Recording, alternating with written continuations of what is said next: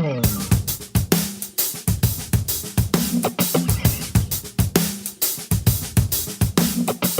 everybody, this is Matthew Krause, and you are listening to the podcast Working Drummer.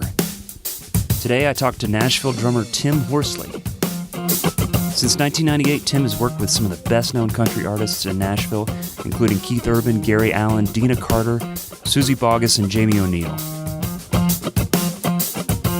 One of the many ways that Tim continues to diversify his talents within the music industry is becoming an expert at recording drums in his home studio. You can find out more about this podcast and other recordings we've done by going to workingdrummer.net. You can find us on Facebook at Facebook.com/workingdrummer, on Twitter, working_drummer, and on Instagram now. This podcast is being made available July 29th, and we do not have our YouTube channel up, but it will be up very soon if you're listening to this on a later date. Hopefully it should be up and running. And as always, you can find us on iTunes, where you can subscribe to the podcast, where every week when a new interview comes out, it will be sent to your smart device, where you can either stream it or download it for listening. And if you would do us a huge favor, on iTunes, there's a place where you can rate and review our podcast. Go there and write a review for us. It really helps out a ton. Here is Tim Horsley. Right now, I'm the house drummer for the Digital Rodeo Showcase, which is... Digital Rodeo is a website for independent country artists. And they're doing a showcase now. It's for all their acts nationwide at 3rd and Lindsley, doing it like twice a month. Mm-hmm. Hopefully going to be internet and television soon. I'm excited about that. Yeah. And I got a little... I have a little drum lab in my basement, kind of like what you got down here. Yeah, yeah. I've been recording for people... How long have you been doing that? Because this is one of the things that I wanted to mention was when I was looking around online at some of the things that we're just going to do some research background on you. Of course, I went right to your website. Yeah. And honestly, I'm not up to date with my website. And I looked at yours and I thought, that's great. It's simple. Everything I need to know is right there. And even the about, okay, I need to see the about. I need to know more about Tim, what's going on.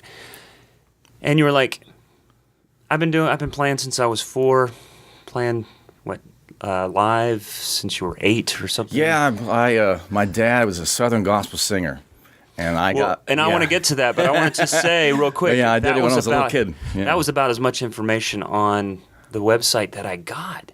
Yeah. Like in the description, and then if you want to see what I've been doing or what I've done in the past, click here, click there, and it was all laid out super nice. Yeah, the bullet point thing is so much better than a narrative.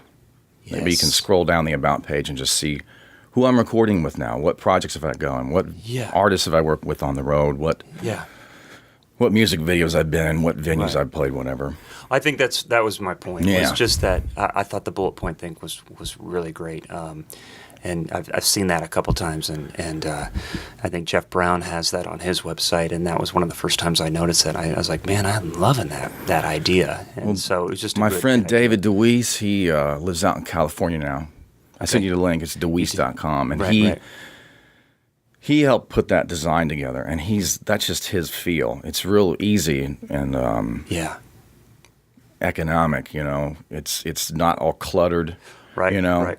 But it still is WordPress, so I can get in there and edit the HTML and add stuff when things change and add links and stuff.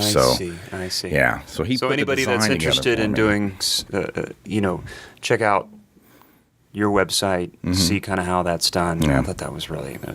But going back to that, 4 years old. What's that about? Yeah. Well, I was growing up.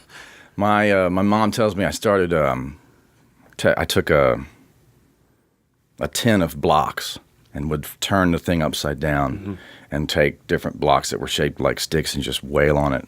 Yeah. From an early age, and I was more interested in doing that than playing with the box and building stuff. So you're building grooves. Yeah. Then they got me a drum set by the time I was. I think they got me a drum set by the time I was 5, like a Slingerland kit. Really? When I was 5 years old, yeah. What did your dad do? What did you say? My dad, he does 100 dates a year as a Southern gospel singer. He has a gospel group, a quartet. Wow. Okay. And he has a little shuttle bus van, and they tour around and sing. Is it full band? And Now it's tracks now. Okay. Yeah, he's singing with tracks now, but when back in the 70s, he had a band behind him, and I was playing drums at 5. Holy moly. Yeah.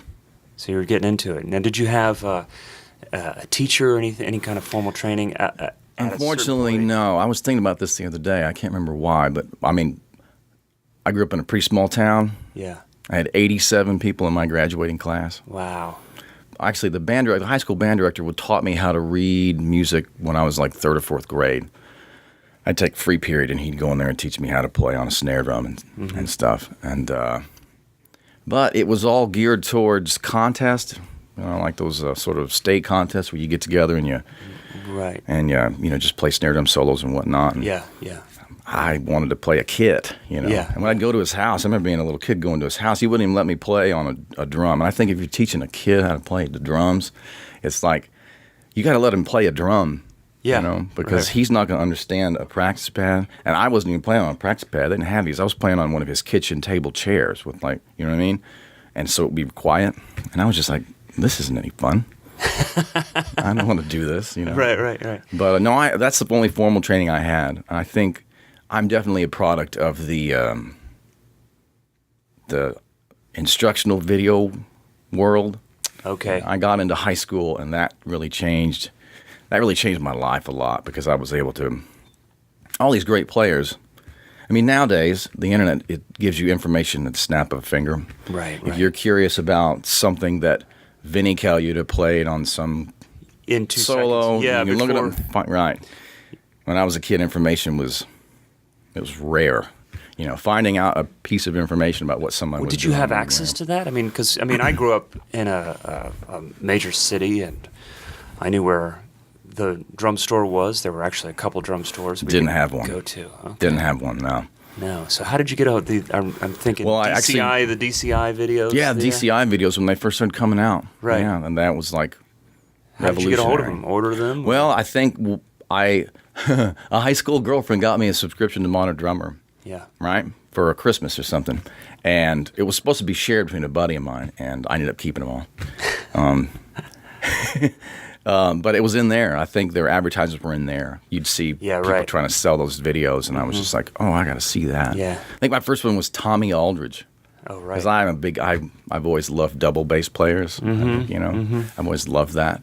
And his was, I think, the first one I ever got. Yeah. Yeah, man, it's been a long time since I've seen that one. But your setup now is pretty small. Yeah, when I moved to town, I remember growing up and just where I grew up and what I was doing. It's like I didn't have a lot of formal instruction, so I seemed to.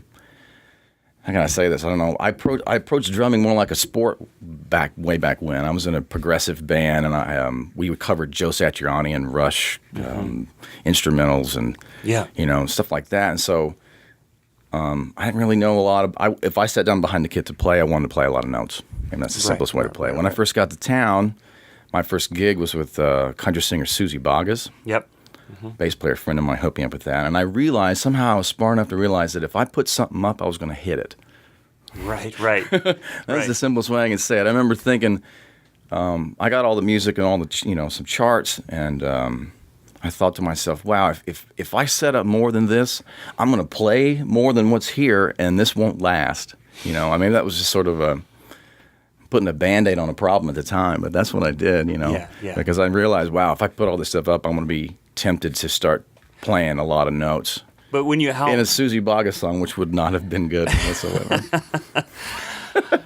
Well, and I think that's a thing that it is trying to strike that balance. But I mean, the beauty of drumming and drum set playing is the physicality of it, and that is an element. There's no denying the fact that it's kind of like after a good bike ride or something like that, you get that adrenaline, you get those neurons firing, something about the physicality that feeds the body in such a way that I don't think any other instrument does. That's true. Unless you're David Lee Roth jumping around like a crazy man. I think that playing drums is just one of those things that there's that element of it. Now, taken to extreme or not, applying the musicality that's so important to making music as a drummer. When I saw a quote the other day, I'm gonna mess it up, so I'm not gonna attempt to say it. But essentially, it's about making music first and foremost. Yeah. You know? Oh, absolutely. But not just being. But I don't know. I just love the physical part of it too. Yeah. But the music has to happen I've got first. It's Ralph Peterson. The more you know, the more musically you can play. And as a drummer, if you don't know music, your drumming is reduced to mathematics and velocity, which is impressive for a while, but loses its sense of suspense and drama in a very short period. Yes, That's a great quote. Yeah. That's a really, really it's great quote. Down to, what does it say? Down to mathematics. Yeah. Dynamics and reduced to mathematics and velocity. Reduced to dynamics, yeah. mathematics and velocity. Yeah, and the music. That is amazing because it's so easy to get caught up in mathematics and velocity just for that. And as a young player, we're so taken in by that. It's impressive. Right. Think about the first time you saw Buddy Rich solo, and you watched his single stroke roll on a snare drum. It's impressive. You're blown away by what he's doing. Right. Right. Drums and percussion are incredibly physical. You're right. There's a certain amount of facility you have to have in your hands and feet.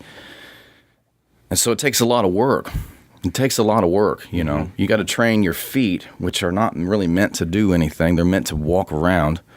They're long muscles. They're meant to make you walk and run, you know. And you got to train them, those little twitch muscles, to play double strokes on your feet or have accuracy to groove, you know. And so, yeah, it's easy. If I fell prey to this when I was young. That's what I got into, was the facility of playing. That's what I was trying to make the point earlier. It's like before I moved to Nashville, I was about the facility of being able to play. Yes. I wanted to learn, you know, finger control, the molar technique, and double strokes with my feet, and playing heel down and heel up. And because I didn't have a mentor at the time, I was doing all on my own, watching these videos, which really isn't. It's one dimensional. It's not interaction. Right. And that's what I became. I kind of became this guy who could sit down and play. Had a lot of facility. I could whip out some singles. I could do crazy tricks around toms. But if you'd asked me to just play, I don't know, Sexy Drummer by James Brown, I probably would have butchered it. You know what I mean? Yeah. And you're right, at a certain point, because that kind of comes up to the idea about practicing. It's like at a certain point, once you have the facility, you have to just start listening to music and practicing to make music. Yes. Yeah. Now, there are certain types of drumming. I have a buddy of mine who's the tour manager for Dream Theater. You know, Mike Mancini now is the drummer for those guys. Right. That music takes a certain amount of facility that's ever pushing forward, right? Right. But that's a very small, select group of people that play that kind of music. Yeah. And so, if that's what you do, if you're in a metal band, you know, you're going to have to push in the envelope of speed every time you go and play. Right. So you're going to have to work on facility a lot. But right now, for what I do for a living, the facility I have to have is about groove. It's about versatility of style. When I first started, one of my first clients in my drum booth down at my house, it was metal. It was a kid from Mexico that had this sort of, it was metal. And I had to somehow conjure up this spirit of, you know, heavy in a metal sort of way, not like in a heavy sort of King's X sort of way, but, you know. And then the next client I had was a guy that was like conjuring up folk music from the 70s. You know, he was next in my queue of things to do. So I had to so when I think about practicing, it's about putting on different musical hats. It's about making sure that the pocket that I'm trying to play fits whatever the musical style it is that I'm trying to do. It's not so much about the speed of my hands or my feet anymore. Well, the first time I saw you play, you were playing with Jamie O'Neill. Oh yeah, yeah. I was out touring with Billy Dean, and Oh, that's right. Okay, our banjo player was playing with Jamie as well. Ilya Tashinsky, right? Or was it Chad Jeffers? I think it was Chad. Yeah, I don't think it was Ilya. And That's the first time I saw you play, and I knew you had played with Keith Urban, and I had seen videos and stuff like that, and I was somewhat familiar. I've been here since 2000, so somewhat familiar with what you look like, and I thought, oh, okay, he's playing with Jamie O'Neill, that's great. And I thought, man, that just feels great. Thanks. Feels really good. Also, sitting side stage, there was just this arm movement that, to me, translated the physical with the sound coming out. I made the connection. It's like the arms are moving with the time in such a way that I could, with the sound off, hear what you're playing. You know what I mean? Sure. It matched that, but it was really great. And I don't remember if I had a chance to talk to you or say hello or introduce myself. I think so, because when we reconnected at the Nashville Drummer Jam, I remember I said to you, I know you, because I was like, we've met on the road before. Yeah. There's a time when you played. Well, the airing of the Gary Allan performance on Jay Leno was the night before, and we were downtown at the Kodo Drummers performance, and I bet that was cool. And I walked by, and you were in the lobby of the Schermerhorn downtown, and I was with my family. I told my wife, I said, "Hold on, just a second," and I walked over to you, and I said, "Hey, man, sounded great last night on Jay Leno," and you looked at me like, "Oh, thanks." Yeah, it might took me off guard. Thanks. My wife's like, "What was that all about?" I said, "Let's just go." Oh, wow. But anyways. So I find it interesting that you have this obsession with double bass playing and heavy playing and the DCI videos just that the style in which you were diving into as a young player. I would have never guessed, because it's evolved. It definitely has evolved. So just moving to Nashville. Can you help me understand? And I'll say one more thing, and I'll let you go. Let me go. With this. We're done already? No, we're trying to shorten these up for time. That's really thanks, Jim. I'm prepared to talk for a while, man. You can edit this together. Let me address what you said a minute ago about the arm motion and stuff, because that was a great anecdote I learned in Australia. I was doing the Goodwill Games in Brisbane, and the Coors. Remember the Irish band, the Coors? Yeah. They were the closing act for the closing ceremonies for the Goodwill Games. And I remember what they look like. Yeah, most people do, right? Well, we rehearsed for days. Basically, I spent 4 days in a masonry block room at an arena in Brisbane as they rehearsed this gigantic performance, because it was not only a stage show, it was the floor had dancers, and it was a very big production. I watched them rehearse 2 or 3 times, and I'll never forget the last time I watched them rehearse, because the full band was there with tracks and everything. I sat it was empty, the whole arena. I sat in the very back of the room, and I was watching, and they were just ants. It was just, the distance I was at, they were just so far away. But yeah, when they started playing, I could see that girl playing the drums. From that far away, I was like, I can see her physicality as she's playing. Interesting. And I was like, wait a minute. So I got up in there behind her, and I was just like,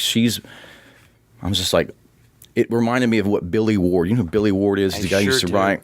He's got this great description about how about how his arms move in time. It's like he talks about, I think his wife makes fun of him, like he says she's like one of those little wind-up monkey dolls that plays the cymbals, because his arms move in time as he's playing. And I took sort of what he did and was what I watched her doing and thought, I need to incorporate this into what I do, because whether we like it or not, it's a live performance. And when you're playing in bigger venues, and the people that in the first maybe 20 rows can see the details of what you do, but the people that are past that can't. And if I'm really right here, which is fine, they're not going to get any sense of the energy that I'm putting into what I'm doing. And so that's where all that came from. It was from the Coors, and it was from Billy Ward. And I thought, I'm going to put this into what I'm doing.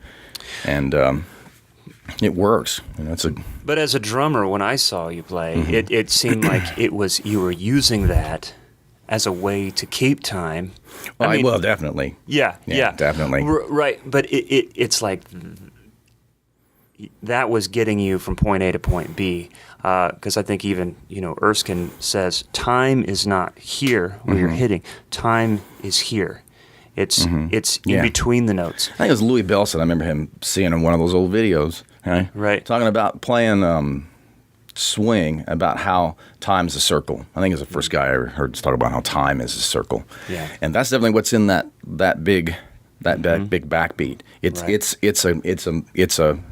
It's a circle in itself. It's sort of an S shape, I guess. Yeah. But yeah, it's moving because it's going up at a certain point, and it hits, it would hit beat 1 here and hit beat 2 here, and it would hit beat 3 here and hit beat 4 here. So it's definitely was mimicking the idea that time is a circle, that you have to feel.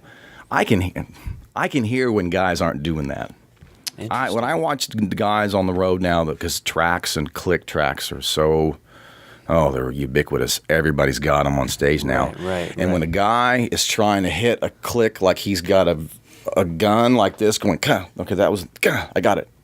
I got it. Like he's trying to target shoot. Yeah. You can hear it.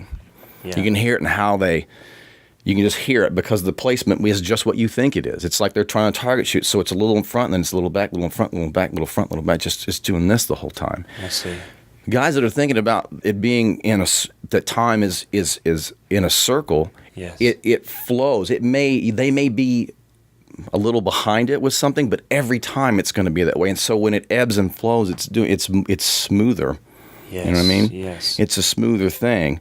And so if they come out of a fill and they're a little in front, they'll play, and the circle will slowly put them back in the middle of the beat. Right. If something gets a little behind or something, the circle will sort of put them back in the middle of the beat. Yes. But if you're trying to target shoot it, it's like you'll come out of a fill, and all of a sudden you'll hear that you're in the wrong place, and you'll immediately try to jump back and go target, bang, bang. And it's like you can hear it, and you can just hear it's a jerkiness. I can't explain it any other way. Well, right.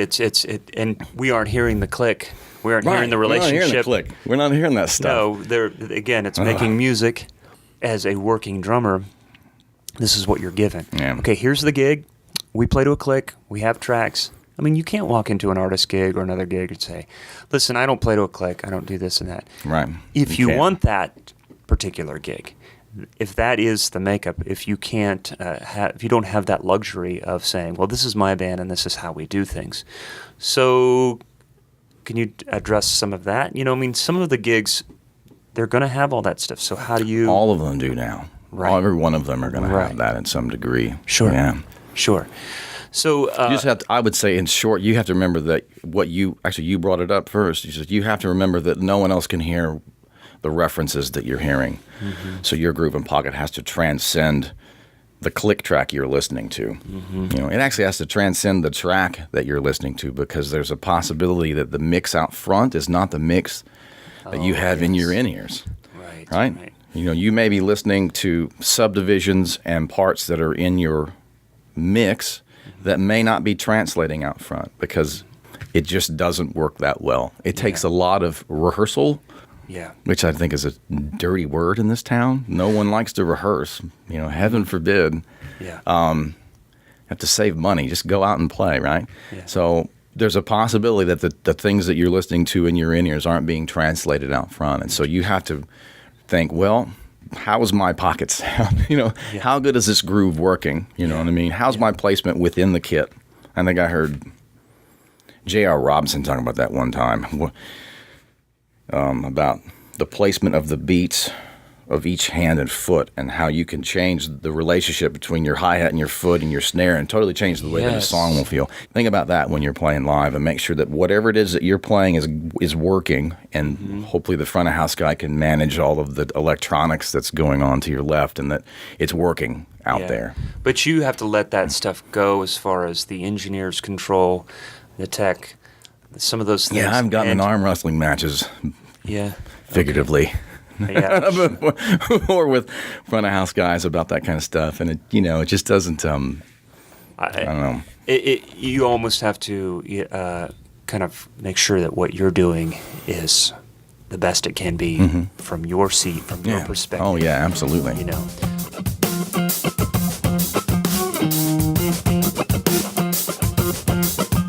First brought up this podcast to me at the Nashville Drummers Jam. Yes. By the way. So I'm really actually glad this all worked out and we were able to do it. Yeah, me too. And you actually gave me the best compliment that night. You remember what you said to me? I do. Being for those who weren't there, I was tasked with playing the song Witch Hunt Which I watched the video of again. I was showing Mike. We were going through. Yeah, and watching the some one that's videos. on my site. Yeah. I did a little edit. I mixed it. I tried to get some low end out of it.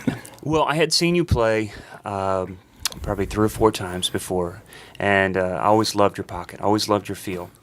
And you know, for people that know me, I'm a huge Neil Peart fan. Grew up, you know, Same here, listening, yeah. You know, and it is what it is. Talk about velocity and, you know, mathematics. So it's fun every once in a while to sit down and geek out, and going to see the Nashville Drummers Jam was just a total blast. Mm-hmm. And there was just so many great players playing all those great songs that I grew up listening to. When you performed Witch Hunt, there is a ton of huge tom fills, lots of physicality, but one thing that you maintained was your feel, your pocket. And I was like, that sounds like Tim. That sounds like you're playing Neil's parts, but you're playing, there's this pocket, there's this feel. And even watching the video again, I'm like, I think it's the second verse. Second verse is really the only part of that song that has a backbeat in it. Yes. That song is, if those who haven't heard it before, is very orchestral. Yeah. It's a very orchestral song. It's called Witch Hunt, so it's like a dirge. It's very slow. It's slow for Neil. Yeah. But 2 things, man. tons of big roundhouse. There are 4 or 5 roundhouse fills in that song within a span of 2 minutes. Right. I remember saying that to Chris Nix. I was like, to practice for that, I actually charted those out just for the exercise. Just for the heck of it. It's actually on the Did you site. put drums together It's on in your- Facebook. Yeah, I did, and because everybody on Facebook, I remember everyone that's on Facebook was saying, I don't have enough drums in my house to even practice these parts. Right? A lot of guys were like, I don't have enough drums to do this. I took 2 kits and made all of the drums I needed. You know, I took my Yamaha recording custom kit and all of my Noble and Cooley toms and made the drums I needed to make that work.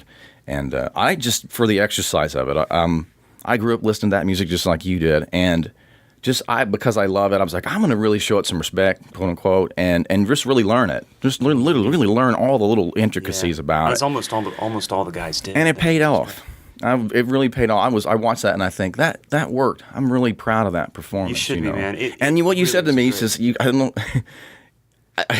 I'll never forget what you told me. He's like, how did you make that groove? It's something to that effect, what you said to me. He goes, wow, that was really great. How did you make that song groove? Or you made that song groove. Now, that's what you told me. And I just remember, I'll always remember that. I was like, wow, that means I succeeded.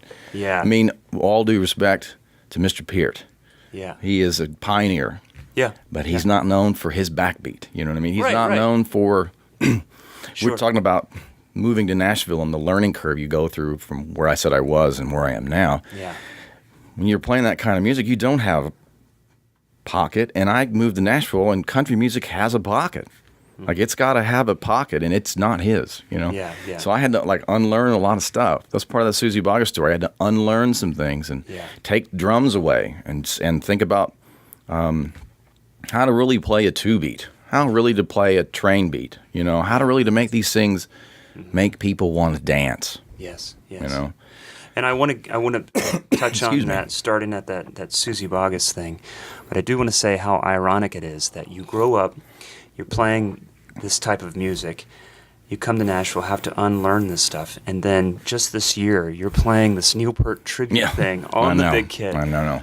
But honestly, man, that's impressed me so much to feel, Thank to you. hear the groove within this crazy ass song. Yeah. You know, so I'm thinking that's great. It can be done.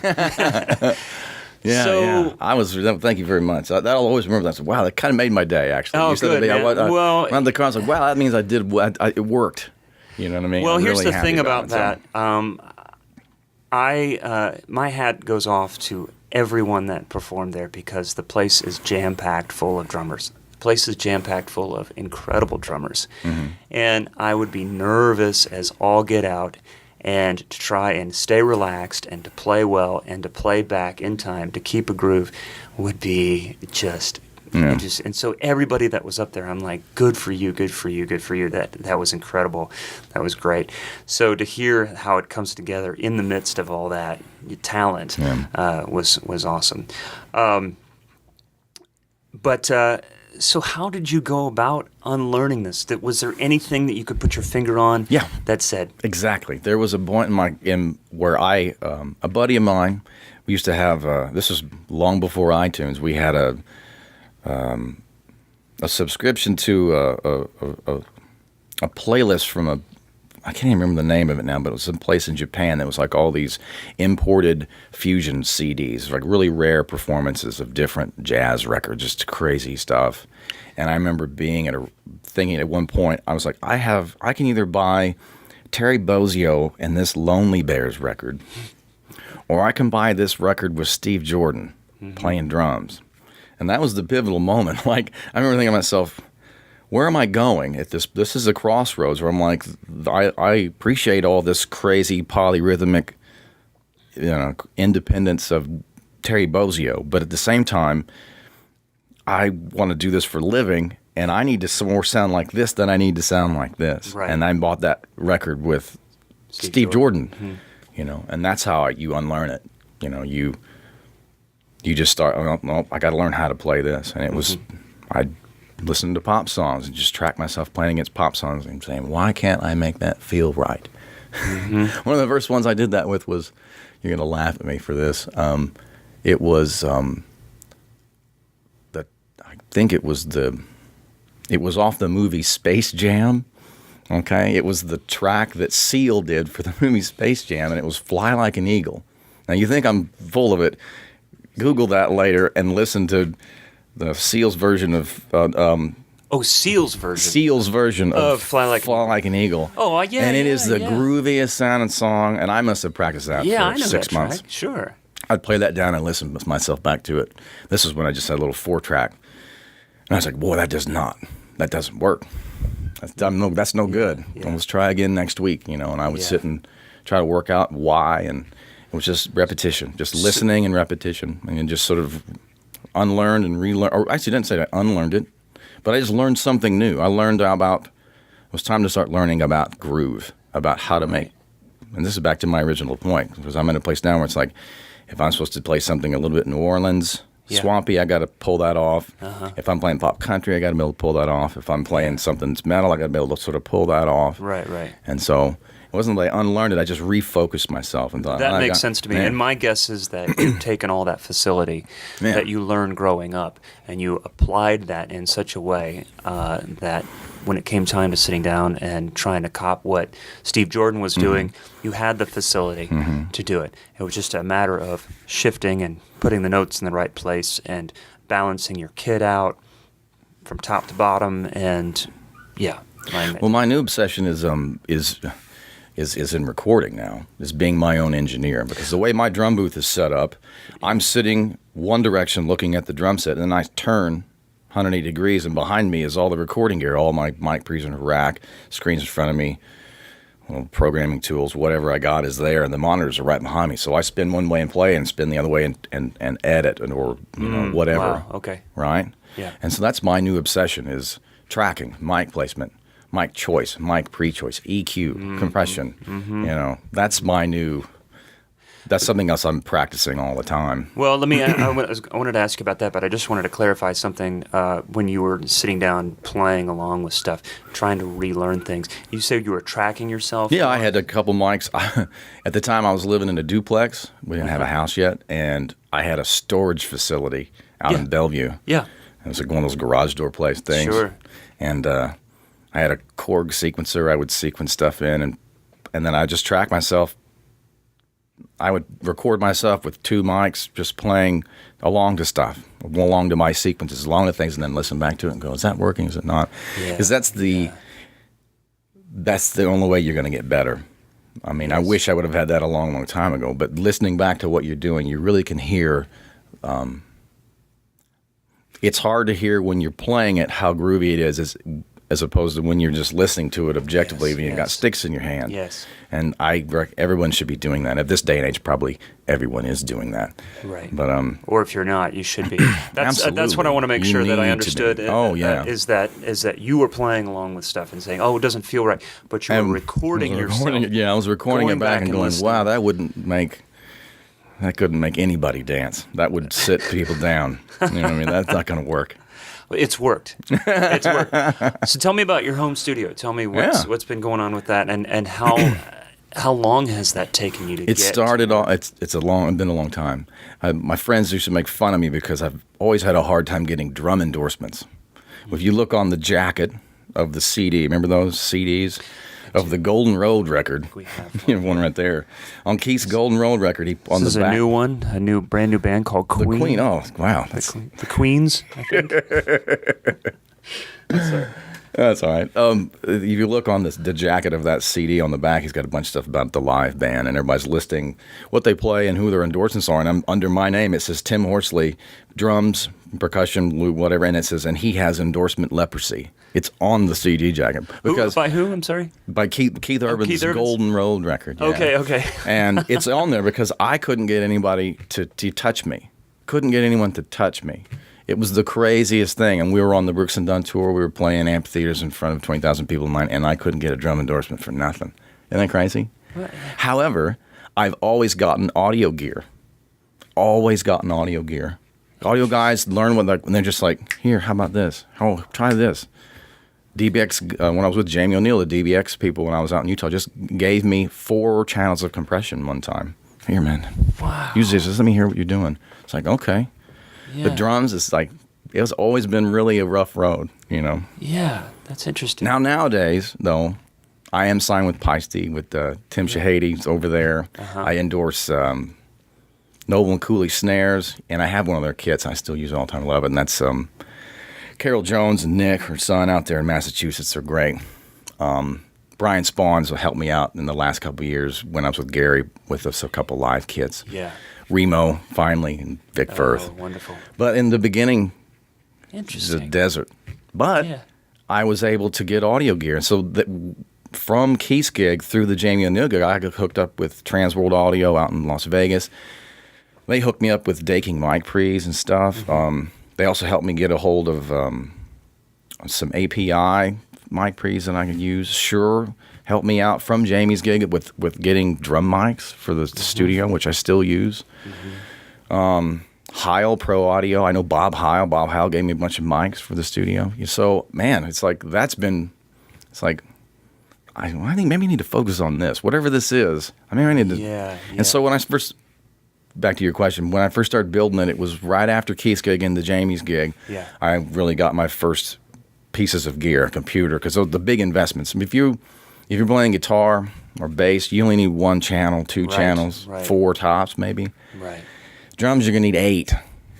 Yeah. You know, you need 8. If you're really going to do that for anybody, you're going to need 8 channels, and that's expensive. Yes. You know, if you're going to do it right, it's cost money. Yeah. So it's just been a slow process to build it up. And more importantly, you got to have a room. You have to have a room that they're going to sound good in. Yes. And that's been more of a process that's been a bigger learning curve than anything else. And it's just been trial and error and asking a lot of questions of guys who know a lot more than me about it. But I've finally figured it out. And what's your space size and I'm not really good at that, about visualizing space, and I've never measured it before. a bedroom size? No, it's room basement size. Basement It's size. basement size. And I say that I think the ceilings are about 8 foot. Okay. So I don't have any issues with hanging overhead mics. But Did you do anything to the room to treat it? Yeah. Oh, absolutely. Yeah. I can't give away all my secrets. No, but no, actually, another audio company that builds. I call them gobos, but they're just standing barriers that have soundproofing, and they open up and sit. You know what I mean? Yeah. And then I can close them up and lean them against the wall, and I'm not using them. And I basically encase the kit. You know what I mean? I close the kit off so that the close mics sound really tight. But then outside of the gobos, I put the room mics, and that's where the room sound comes from. And the room is treated with certain things and some oak paneling to make it sound better, because drywall sounds horrible, but oak paneling sounds really good. Interesting. Got a couple ribbon mics from Cascade, just out there, and had a friend help me. He sat and played the kit, and I walked around with in-ears in and gun muffles in, so all I could hear was this, and just walked around with a mic, looking for the plates for sweet spots. Nice. For certain things, you know. and you just find it, and then you have a room sound that people would want to hear because you have to have it. Now, If you're going to offer somebody something unique, you need to have a room sound. right. And on your website, do you have a place where people can hear what you've done absolutely. in your studio? That's what when you're on the About page. Yeah. And you see the little blurb, which is intentionally, my wife helped me write that. She just said, just get it out of the way, and then get to the bullet points. All those links, that's all from downstairs. From downstairs. That's okay. all the stuff from that my was studio. question. And when you go to the studio, the audio, there's a media tab. The media tab has all the videos of stuff I've done, like live performance videos, not like music videos. And then there's an audio tab, and all that stuff is all samplers from the studio. Yeah. Nice. Okay, I was curious to know where those were from, and all that stuff is from everything that I'm, so people can hear what it is I'm doing down there. Are you producing as well? Are you working with just this very, very focused. I'm not trying to, because I've been asked before. Oh, can we do a band down there? And like, no, that's not what this is. Mm-hmm. I'll do a bass player maybe, but it's drum overdub. It's about you sending me files with whatever is going to be a keeper. And tell me about that process. You're reaching out and saying, "Send me this." That's interesting. That's been another learning curve because you are basically a producer. And one of the reasons I ask is because when I was doing that, looking around your website, I thought you make a point and say, "Okay, send me these files." Yeah. When you send me the scratch track, simplify it. Keep it as. Was that part of the learning curve? That's always part of the learning curve. Because I know that's always been a challenge for those that do that overdub drums is getting that track and say, I couldn't find the feel. I couldn't find the pocket. Yeah. To the point where even we were talking with Brian Fullen, and he's like, I play a little guitar, and sometimes I get these tracks, and they're so bad that I have to play guitar and make my own new track with me playing on it, just to give me a guide track. I have been tempted to do that. Yeah. And that's the equivalent of somebody coming to you like, hey, fix my car or change the oil in my car, and you get into it and you realize the transmission needs work, and then you just do it for them. Would any mechanic that's going to do? It's like you've got to draw a line and go, Yes. And that's what even though it's written on the website, still some people don't. Mm-hmm. And interestingly enough, the Nashville people are the ones that don't do it. People around town follow those rules just to the T, but people in town never do. They'll send me MP3s. They'll do all the things that they shouldn't do. Right. But those instructions are specific because a lot of times they don't even know what they want as an end product. And that's why that one statement's there about send me what you think is essential. Like what's really you gonna keep? Mm-hmm. Like, are you gonna play acoustic guitar on this song? Mm-hmm. If so, really play that well. Mm-hmm. Get rid of the electric if that's not a keeper. Don't worry about giving me background vocals, and then singing me your melody, and so I can hear like I said, the essentials of what your groove's gonna be. And that alleviates a lot of that problem. Because I'll send it back. I'll say, you need to help me out here. Skype helps. You can talk to people. I had a guy in India. It's crazy. Great story. But it was like every Sunday morning at like 6 a.m. I had to get up and talk to him on Skype about stuff. But he had this beautiful song that he never sent me. I asked him one time to send me the lyrics because they weren't in English. But this beautiful song that had a structure that didn't make any sense because it was based off Indian music and not like sort of the Nashville structure. Right. Of verse, chorus, verse, bridge out. And, we had that same kind of discussion. Well, help me out here. Tell me what it is you're wanting to look. Where do you see this happening? And I try to guide them down the path a little bit so that I have less work to do. And that's why all those are instructions, not from the technical to the musical. Because the technical is, you got to send me a WAV file because MP3s have latency, and it will add milliseconds to the front of a song. So if you pull it into your digital audio workstation and you put it at marker 0, the click's going to be late in time by about 10 milliseconds. And I got to go in and then clip it and try to scoot it and make it, the MP3s have latency. It's horrible. Yeah. Send me a WAV file. They don't. You will lay them in. You'll see the waveform start right at the beginning of the grid, just like that. It's perfect. Yeah. So from the technical, but also into the musical, like I said, and I just try to coach them through what I think they want to have. Yeah. No, I like that. It definitely makes you feel sort of like you're producing because, you're trying to coach out of them what you think they really want. It's customer service. Some songs I get are really great. Some songs aren't. And on the ones that maybe that aren't, it really helps them get a better song. You know what I mean? Because they just don't have as much experience, and it's not up to the quality of other artists, and so that sort of customer service comes through and helps them out. Right. And I think most drummers and most musicians can attest to this. When you're tracking a really great song, easy to find the part, easy to play along with, easy to get a good feel for it. Yeah, there's a band in South Carolina, William Wild. Mm-hmm. They're actually touring around now in a van. God bless them. I couldn't do that. That was another rant I have, actually. But when I heard the song they wanted me to work on, it was one of those moments. It was really late at night. And I remember hearing it and thinking, oh, my gosh, I got one. Like, oh, this is a really good one. Holy crap, Yeah. And I really enjoyed working on that song. And that's the easy thing. What I was going to say was, it's the difficult songs. Your job is to go in and try and make this sound better. Come up with there's songs sometimes it's so bad, and it's not necessarily the performance or the feel. Sometimes it's a real challenge. Like, what do I even do with this? Where do I even begin? It's not telling me the part isn't just kind of coming to me. I kind of play this game where I'll say, what are you thinking here? What are you thinking here? That's my way of saying, I don't know what to play right now. It's also, I got a little blurb. I said, I asked the question, like, it's on I can't remember exactly the way it's listed on the website, but I asked this same question, but when I talk to them, I say, what are you listening to these days? Yeah, for sure. Well, then they'll tell you. Because that's the way the creative process works. When I've been listening to a lot of Matt Chamberlain, it's going to come out of me, and I'm going to play some of that. It's going to come out. Mm-hmm. If someone's been listening to Nickelback and they want me to do a song, and they say, "Oh man, I've been listening to Nickelback," I go, "Okay, now I know what kind of snare sound you're going to hear, and I kind of got an idea what kind of part you want." And it alleviates the problem. Sure, it alleviates the issue. So ask that.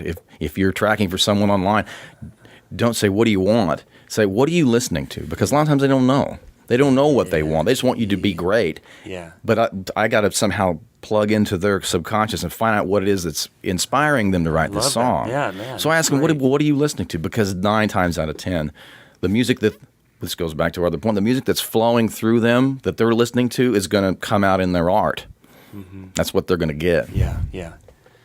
I hope you guys are listening to this because I just that's good. I'm learning. That's great. Then you can get closer to their vision of what they wanted to begin with.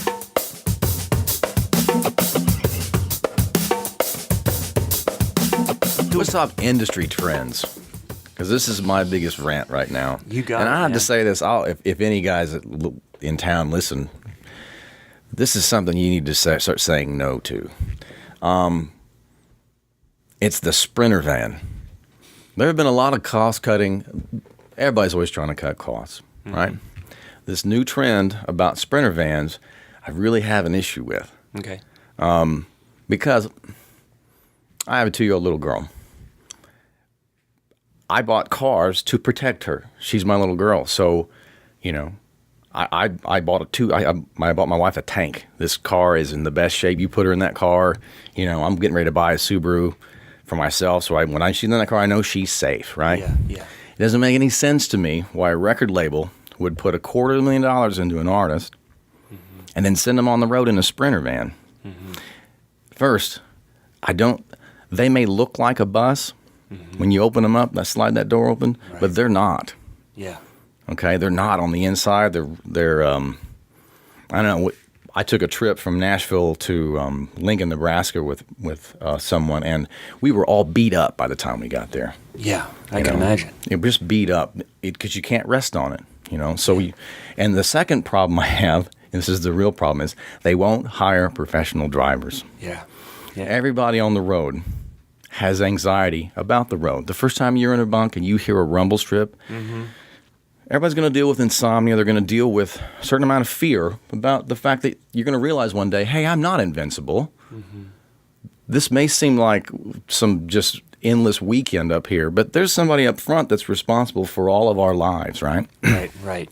And so we all know that anxiety about, well, I'm not having trouble sleeping tonight. I'm afraid something might happen, you know? Yeah.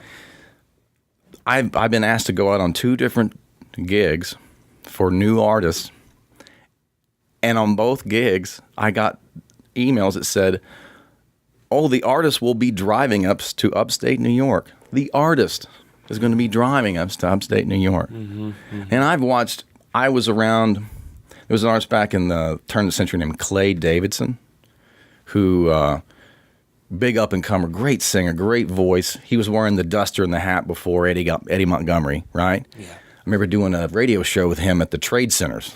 That tells you when this was. And he had a bus wreck, and that really stalled his career out, and nothing, you know. And we all have that fear. Yeah. You put guys in a Sprinter van, that'd have been a whole different story, you know. So he was in a bus. He was in a bus, right? Understand. And now we're putting artists in these Sprinter vans, and we're driving to places. Would you want Brooke Hogan driving you up to the middle of Ohio in a Sprinter van? Right. You know, to go to a gig? I just afraid someone's gonna get hurt. Right. You know, I just say just don't do it. I mean, they got to start. It's scary. Somebody's gonna get really hurt. Right. And because like, who do you? I mean, you expect the road manager to be your driver? You know, like they've got enough work to do during the day, and then all of a sudden they've got to do a 5-hour trip at midnight to some other city to do it all over again. Right. Man, something bad's gonna happen. Yeah. It really is. Yeah. I understand. hope somebody will change this trend. And if you want to use one of those things, you'll hire a driver to go out there and do it with you. Right. Because someone's going to get hurt. Yeah. I mean, with all due respect to Brooke Hogan, I wouldn't want her driving me around for 3 days. Right. You know, because it's then just- they have to perform, and then they're they on have the to same perform, too. sleep schedule as you are. Or you're hoping the bass player didn't drink that night, and because he's got a shift at 3 a.m. to go. You know, it's like, woo. Right. That's just too scary for me. It's way too scary, man. Been there. Yeah. Yeah, I understand. And the thing about bus tours and the driver is I've always noticed that, okay, guys, listen, we don't have cleanup rooms. We do have the room for the driver, of course, because, or we're going to be at this hotel. Now, listen, the driver's on this floor, so everybody either stay out of the way or whatever. But that always seemed to be a real big deal. It is a big deal, man. Driver has to sleep. We need to get him to the hotel. Where's our runner? It's the most when you're touring. He's the fifth Beatle in a lot of ways. You know, it's like he's as important as anything out there. Yeah. You know, he's responsible for your safety when you're sleeping, and the fact that people are sending out their new artists without drivers is really scary. It's really scary because you hire me to play the drums, you hire this guy to be your road manager. We're not drivers. You know, that actually is a skill, you know, because we all know the good ones from the bad ones. You know what I mean? Yeah. And I know they probably don't want to get in Sprinter vans and drive people anywhere because it's a Sprinter van, but still, man, it's dangerous. It's scary, man. I don't want to do it. I got a 2-year-old daughter at home. I know. I don't want to be, you know, driving down the road with the guitar player up there driving me through Chicago at 3 a.m. Well, and it's interesting because having children changes the dynamics of many things in your life.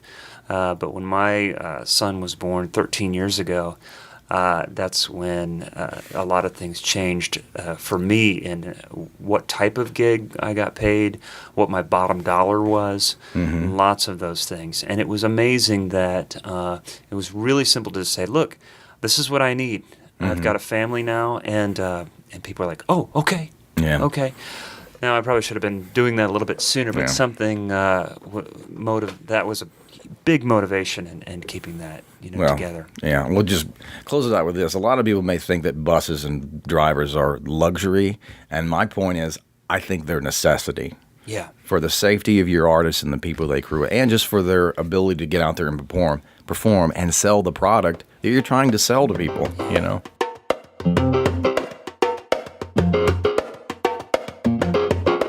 Can you tell me a bit about the Keith Urban gig? Yeah. Only because it has, I know it was a big part of you getting started in Nashville.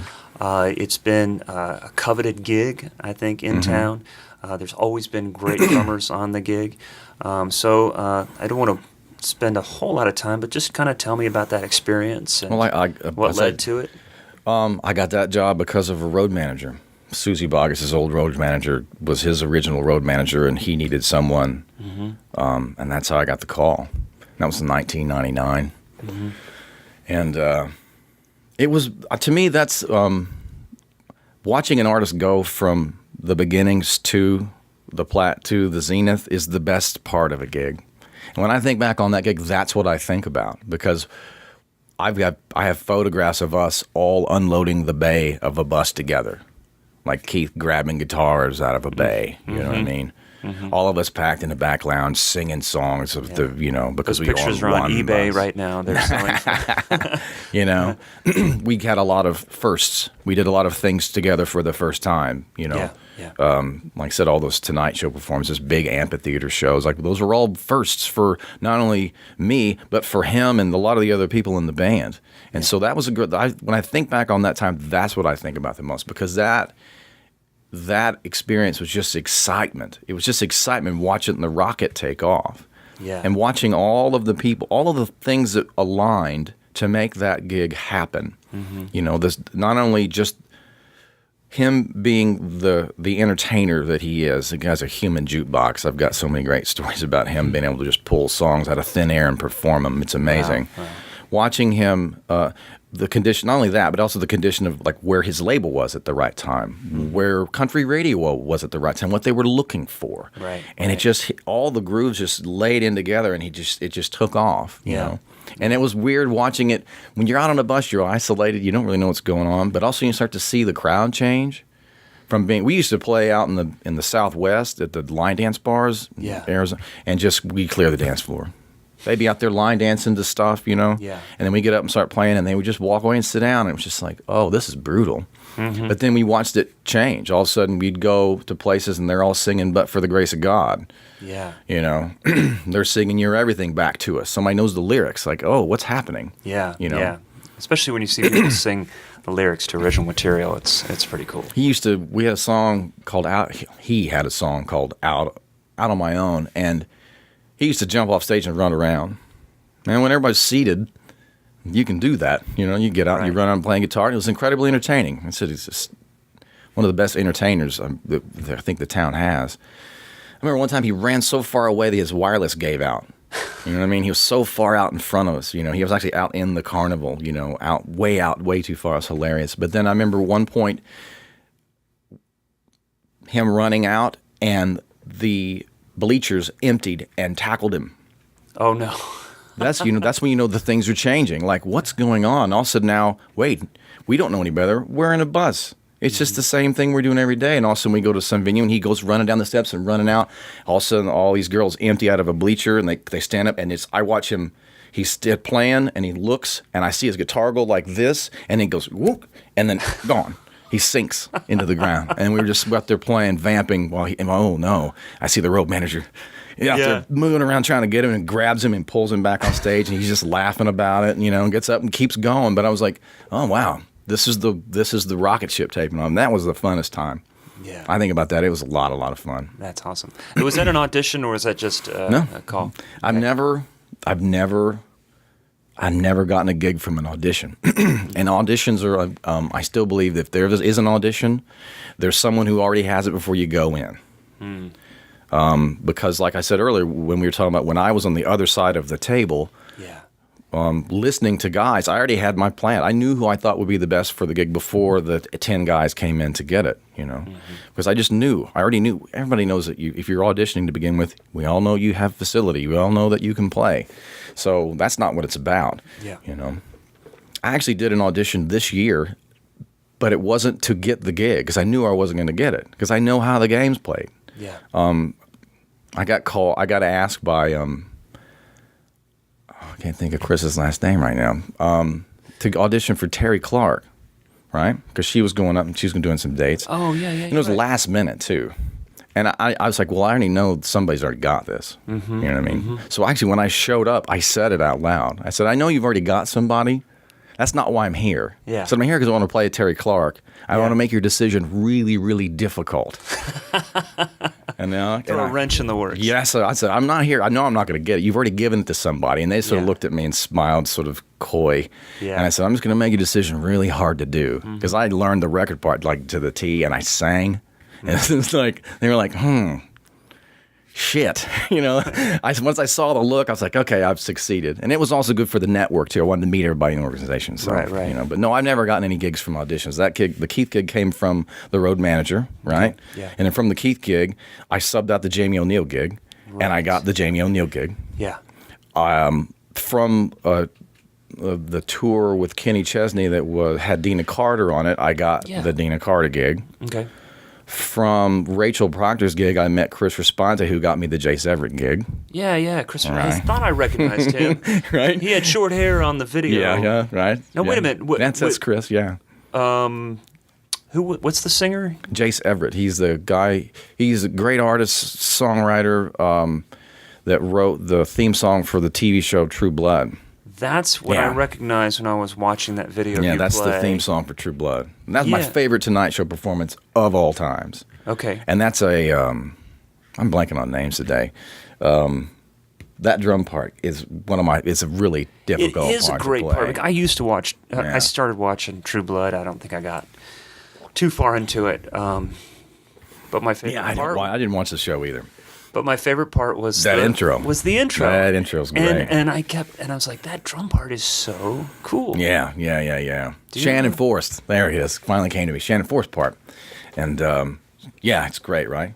He did Jace's whole record, and there was some really interesting, just left to center, but still country that are just great parts. I love playing those parts. But anyway, Chris got me that gig, you know what I mean? Yeah. And then from the Jamie O'Neill gig, they opened for Gary Allan a few times, and I met Brian Arsenal, and I actually just ran into him randomly in town a couple times. Once, I was returning a metronome to Rich Redmond at Jackson's. He was having lunch with Brian Arsenal, and then I was having sushi down in Brentwood, and Brian just happens to walk in, and he was like, we need a drummer. That was that simple. We sat down and had lunch together, and I was hired. And so it's never been anything about auditions before. Jeez. Yeah. Wow. I got the Miss Willie Brown after the fact the same way, which I loved that gig. That was a lot of fun to do. What was it again? Miss Willie Brown. I don't know. Yeah, you could hit that up online. They were an indie act signed through, I can't even remember, but out in California. They were the first independent artist to ever play on Jimmy Kimmel. Oh. And they just had so much fire. Yeah. Really exciting. Are you on that performance? No, not on that one. No. Okay. But they came to town and they started to try to do it the Nashville way. Yeah. Which they didn't really. They didn't fit inside the machinery very well, unfortunately. But they were great. But I didn't get that gig from an audition either. They just that's just never how it works. Wow. You gotta get in the game. You gotta come to town and get to know people. Right. Prove right, yourself right. that you know what you're doing, and people will remember who you are and they'll call you. Yeah. You know.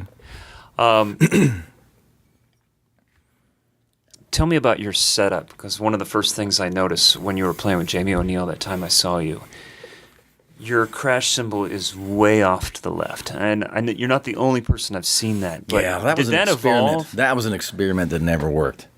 And it was You all do about that now? No, I don't do that now. I don't. It's it was like left of my hi-hat over Yeah, here. it was way that was from something visual. I was trying to take cues from people on stage, and it was like that was why I did it, and it just didn't work out. I didn't like it. I just needed it right there, and I had to put it back, But Okay. I tried. It was done for a reason. I mean, who was a drummer who used to work for I thought there was Michael? more to it than that. I thought it was going to be a No. really interesting story. Could you make something up? I could make something up about it. Well, I can't on the spot, but no, it was true. I remember.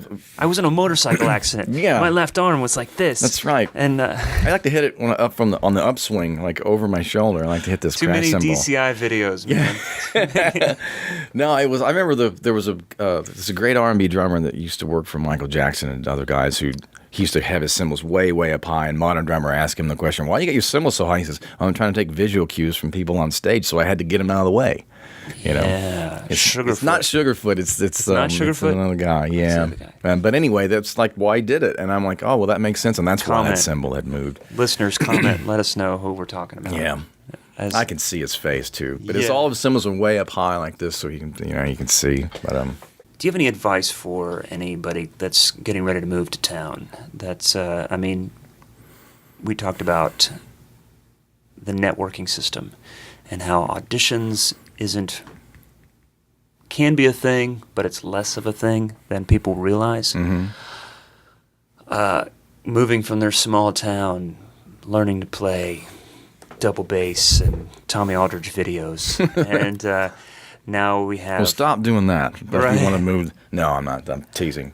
Well, I'll just use the example that just happened in my life because a friend named Josh Dobbin moved to town, drummer, that I had met through friends and went out and had lunch with him. And, I just helped him network, helped him start to meet people, And an opportunity came up with Stream Sound Records where they were looking for someone for Austin Webb or Dakota Bradley. I can't remember now which one it was. And I just put his name in for it. So do what Josh did. Come to town and introduce yourself to people that work. Yeah. He was introduced to me. I liked him. He had a good personality. I thought he played well. I got to see him perform. Yeah. And something came up, and I thought, that might be good for him because it's it was a new artist, sort of a new record label, and a good place to plug him in, and it worked. Yeah. That's what I would recommend people do, just what Josh did. And where did he meet you initially? Do you remember? Oh, I was introduced to him through, I can't remember off the top of my head, but he was just very gregarious and outgoing, and then I got to see him play, and I was like, oh, he's good. Yeah. And I like his personality. He's fun to be around. And I was like, that's all it took. And I was like, I heard someone came to me and said, you want to go out in a Sprinter van? And I was like, no. No, they said, do you want to come out and do this? And I was like, well, I can't. The money's not completely right. But I know someone who's new would really, and he actually jumped in there and took it to the next level. Like, he didn't just show up and play drums. He helped them put a whole band together for a couple artists. So he really got in there and took charge. Nice. So, yeah. Nice. So that gave him something in addition than just his drumming skills, but I can organize. Yeah, he came in with a full palette of skills, and they put him to work. Something to offer beyond. Yeah, now he's like he's touring around. I'm happy for him, Nice. That's awesome. That's what people need to do.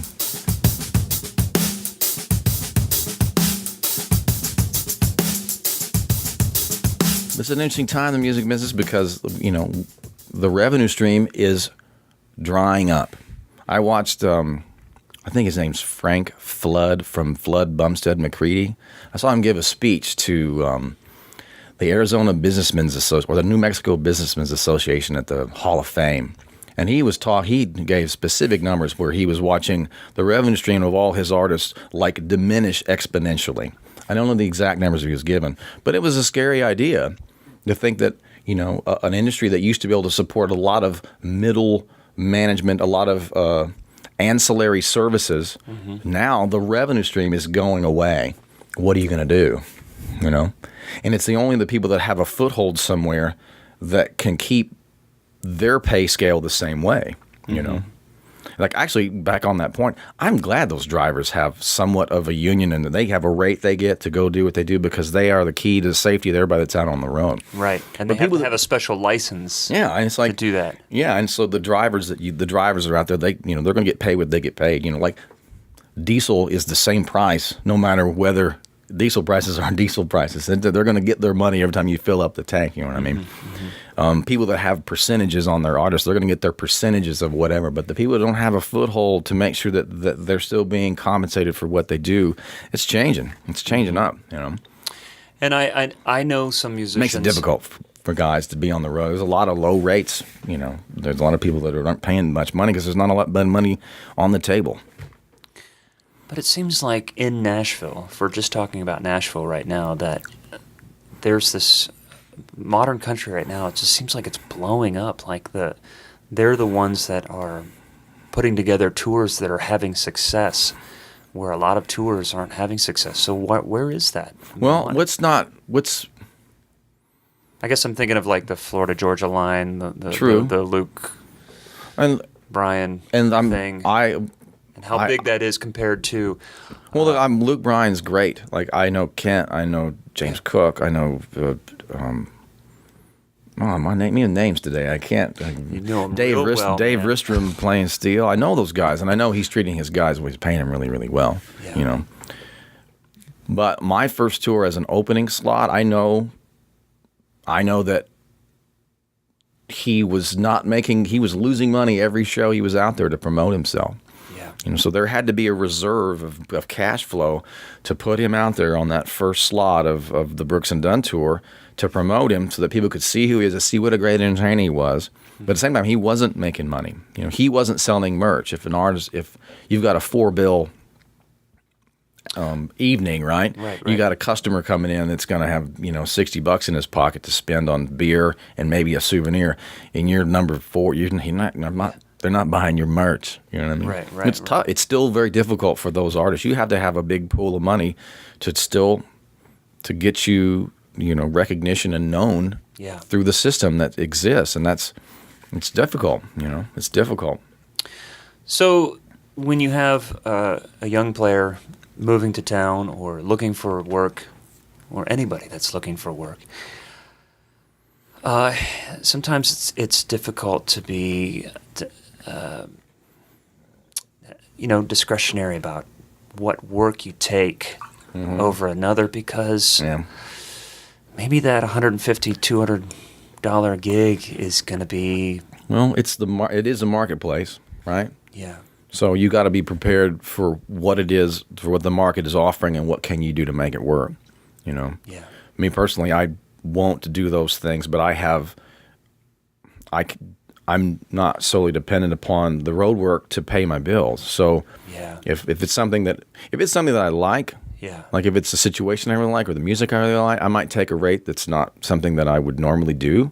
Yeah. But if it's, But it's not other gonna be people may your not know the soul. way. And if you're trying to break in, you really don't have any leverage for that stuff. You got to think about, once again, it's career planning, right? You got to think about what it is you want to achieve. Mm-hmm. It's hard to think about that when you're, getting in the music business. It's not like most people have had any business training or anything like that. And how have you? Well, I didn't go over to the school. years- I went to school for business. Okay. I graduated from Southern Illinois University with an accounting degree. You know what I mean? I didn't even think about getting in the music business until after I got out of college. So there's always been a certain sense to me about this is a career. There's some career planning that has to go into this. Where am I seeing myself in 5 years? What am I going to be doing? So, I mean, back on your point, if a kid comes to town, or if a younger, someone is just now getting into town and wants to figure out what it is they want to do, they've got to figure out how to say, what's the marketplace going to pay me to do this job, and how can I make it work? If in 5 years I can be something more than what I am now, I've got to be able to do the math. Mm-hmm, mm-hmm. And you have the experience, and you're in a place in your life, and you have different plates spinning right now with the home studio and working with different artists and things like that. How do you make a plan for yourself, or are you just kind of going? Right now, I'm just kind of going. I've had a lot of irons in the fire in the past 2 or 3 years. A friend of mine named Brennan Hunt, we had a band project that we were pitching in town for a while. That was such an interesting experiment. Once again, to be on another side of another table and to be in the conference room playing music to record execs downtown. I mean, that's a whole other thing. I joked for the longest time. I said, do you have a conference room? Do you need a band? Why, we're the people for you, because we can rock your conference room like nobody else. It's 5 guys in a conference room and horrible lighting, like it's CAA or something in that big room. I'm playing a cajon. I got guys playing acoustic guitar, and we're all singing, trying to be entertaining. Like, invest in us. You really want this, right? It's crazy. What was the name of that group? Oklahoma. I wanted to ask you about that. Yeah. I've seen lots of stuff about that online. It was I liked it. Brandon, he's one of the artists that I've worked with for a long time. I've seen him go through different evolutions, and he got the idea to pitch a band, and he called me, and I was like, "Wow, I'm all about it. Let's try to make it work." Yeah. And it was his brother, David Meyer, Jimmy Herman from Carrie Underwood's band, Jeff Lockerman, who was out with Big and Rich. It was good. It was really good, and we played the conference rooms, man. Like, we know all of them. It was pretty cool.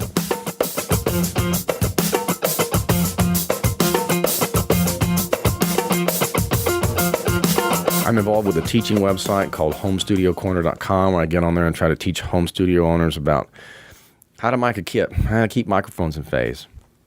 How do you what is mic presaturation?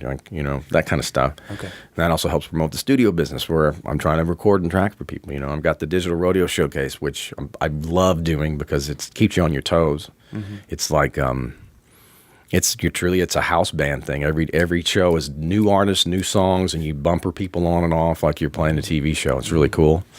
And then there's the live work I pick up as well. So I've got all these things going. I just want one of them to really give me the next gear. You know what I'm saying? Yeah, yeah. But yet, at my stage of life, I've got to figure that. I think probably most guys are now too, because once again, the industry is evolving and changing. So you've got to just diversify yourself a little bit. Right. And if you have the opportunity to do it, everyone is doing it. So Right.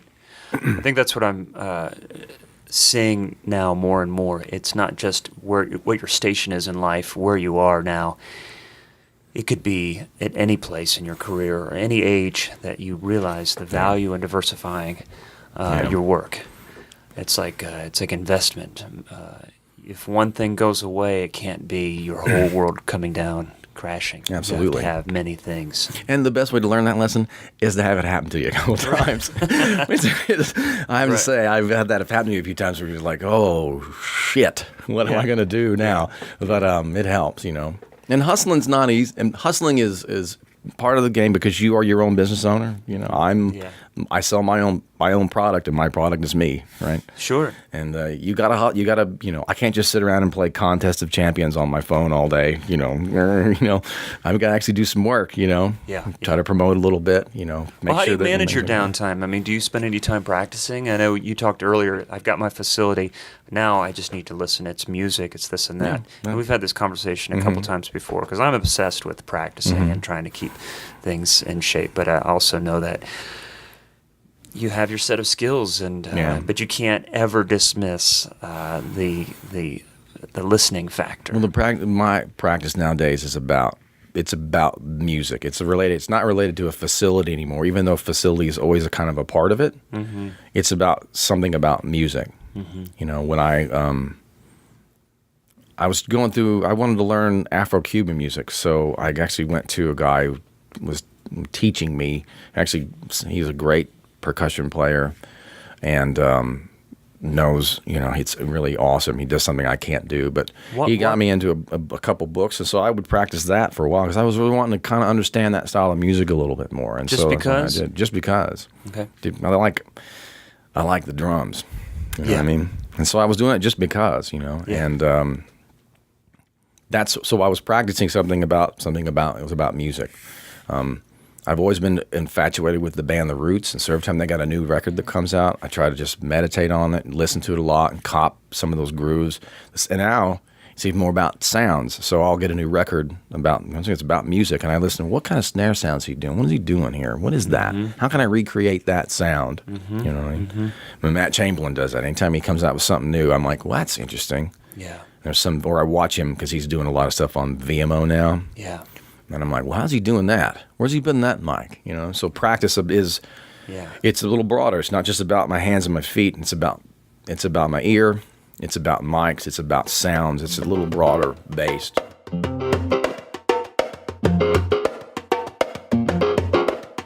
I saw you play House of Blues with Gary Allan.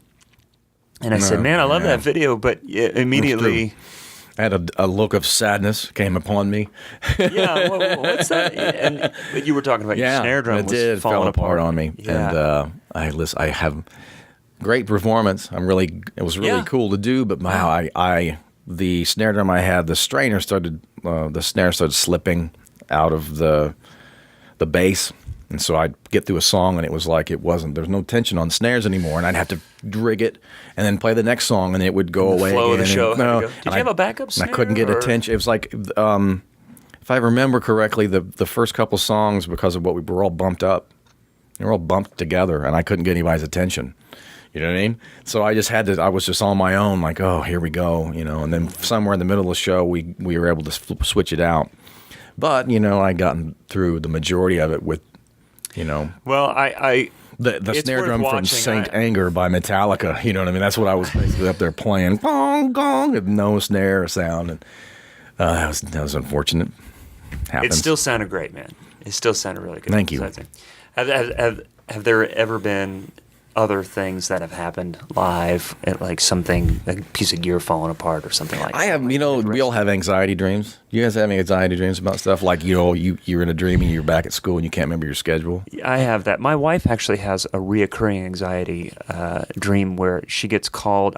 She gets a phone call. They're asking for me to play a gig. And she, he's not here, but I can play. Oh, wow. And so she goes and sets my drums up. And then they go, all right, get ready to start. And she counts the song. And she goes, wait, I don't know how to play drums.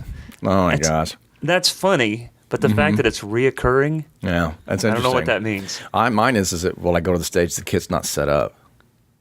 Oh, the anxiety. Yeah. I get up on stage and we're getting ready to count the first song, and the drums are all there. It's just they're laying on the riser, they're not set up. I'm trying to set stuff up and play at the same time. Yes, isn't that I've weird? had that before. Yeah, Yes, that's mine. But in real life, in real life, if I have back. anything,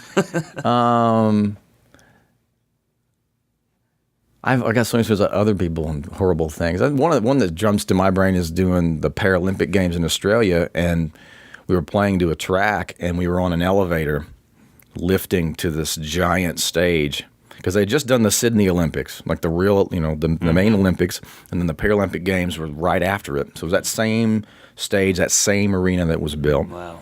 And we're rising up really slow, and all of a sudden the track starts, and we're like under the stage, and we're all looking at each other laughing, like the music's going, and like we're not there, and all of a sudden we come running out like the Beatles and sit down and start faking like we're playing. That was a pretty interesting moment. I did have a moment where I forgot my in-ears one time, but that wasn't a big deal. Oh man. Nah, thankfully, knock on some wood somewhere. I never had a. The normal stuff, There's always cymbal time, stand man. falls down or something like that. Yeah, But nothing catastrophic. Oh, here's a good one.